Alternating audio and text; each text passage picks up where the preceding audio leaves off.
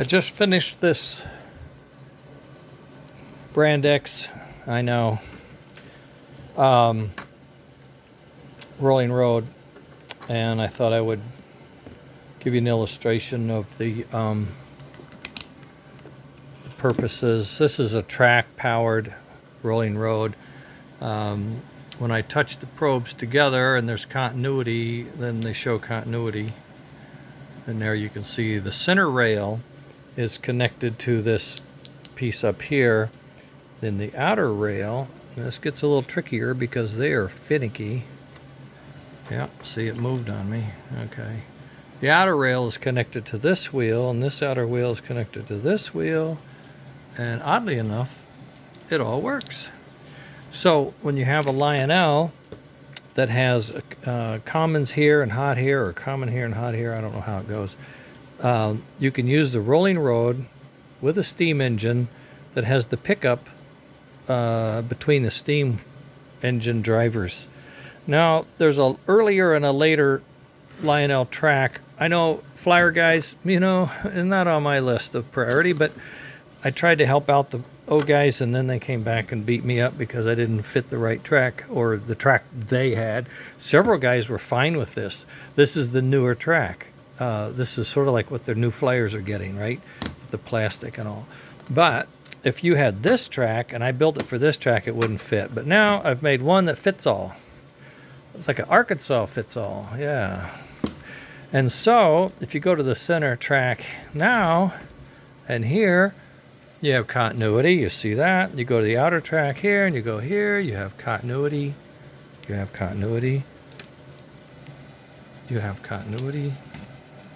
Don't you dare.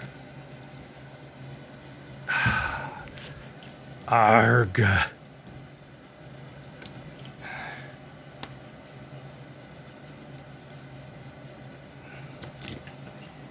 Oh, I didn't push it down. It sort of snaps in place. Operator error. The inventor can't run his toy. What the hell is this? Okay. Never happened to AC Gilbert. It's on there. It's on there. There you go. And he's on there. There you go. So there's continuity. Sorry, there is continuity, trust me. Especially when you put a 500-pound engine on it like they have. This is still not snapped down, is it? There it goes.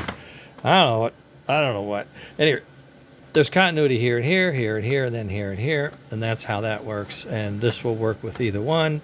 And this is the second one I built. The first one was my test unit, and this is one that's going to Ed for one of his customers. Apparently, I built this one, and he had this track, and he informed us that he didn't have that track anymore, or he didn't have this track. He had this track. Okay, fine. I had both, but I thought this was the new one. Everybody had the new one. Apparently, they're as bad as we are as far as using the old tin plate stuff. In any case, there it is.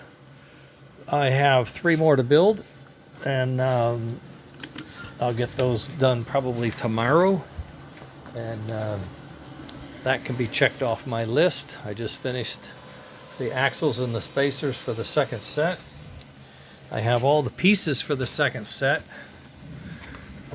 I have the screws, I have the brass pieces, as you can see, the pickups for the center, and I have wheels in another drawer, and I have this beryllium copper spring wire, 0.016 inches. It's really, really good. Conducts, and it's the same as I use in my, I don't know, some other place. Oh, all-wheel pickups. Yeah, that's right. That's where I got it for, the all-wheel pickup. And then this came up, and they said, oh, I can probably build that. Okay. We don't do it with the flyer because the flyer steam engine doesn't have power. It comes through the tender. So I just stick the tender on a piece of track and put my flyer engines on non-powered rollers. We're off and running. But the O-gauge guys, even the pre-war flyer guys, I have to say, anybody with the O-gauge flyer, same boat. They've got this glob thing in the middle, and then the wheels, and they drive. And if you have an action car, it's the same thing. So you have to put it up. You have to put them up with power. So their stuff is a lot more complex, more parts, more time, more material. You know, Flyer guys, we've got it made in the shade. We've got the right scale. We got great detail. Who wouldn't like a Flyer engine? You know what I mean? I've got one over here. It's not in the light, but I just finished putting its headlight on. Or I did. I took it off again to do something. But, you know, this is the good old K5. I mean, who wouldn't want that on their layout? And that's my hand. I can pick it up with one hand without straining myself. And this is cast metal, so it's really nice. But, you know, it's got the details. It's got some great linkage. It pulls like a train, I started to say, but I know it's a little corny. What we're doing here is not exactly AC Gilbert certified, but I think he might certify it if he was here. You know, once he heard what it did and all that, I think he might. Any case, we have different rollers. We don't have wires and brass pieces and stuff hanging off of it. We just put our track on there, and by golly, he takes off because he gets his power from the tender, right? That's right. Right there. Boom. Comes over here. Now, we've done some work over here.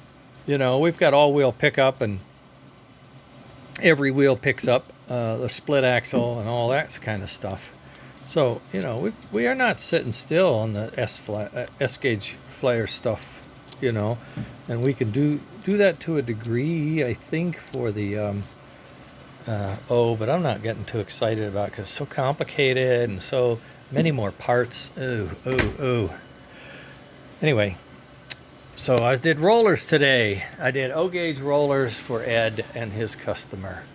I hope that works for everybody. And I'm printing these. They're done. I get to go upstairs. I got to work out.